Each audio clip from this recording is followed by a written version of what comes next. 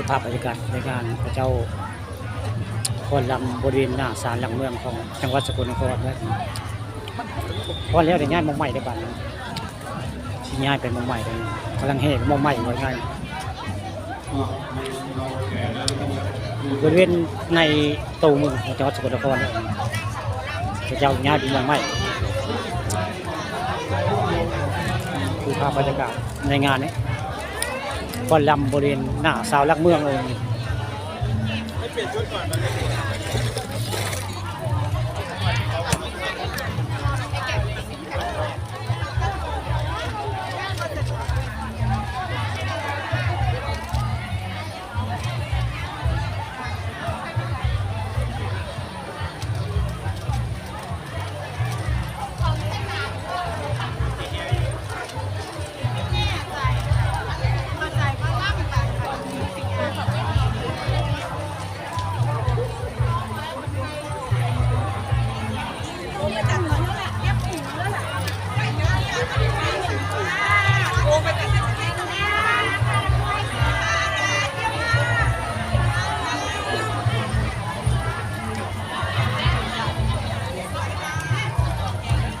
พอแล้วแต่ว่าเฮ่ไปหมกใหม่ได้เขาเจ้าจะเฮ่ไปใส่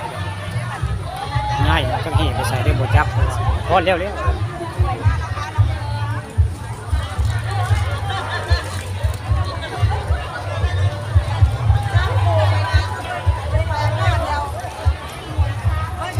นางลำเขาก็มีหลายสูตรได้พี่น้องเลยแหละหลายสูตรนะหลายสีไว้ง่าย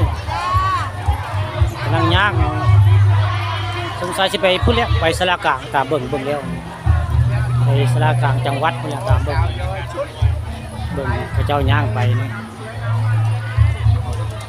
สูตรนี้ก็ตั้งสูตรตั้งห่างได้พักมีเพศตั้งห่างได้สูตรภาย4 มันได้นี่ครับบรรยากาศในงานลำบริเวณเสาหลักเมืองของจังหวัดสกลนครได้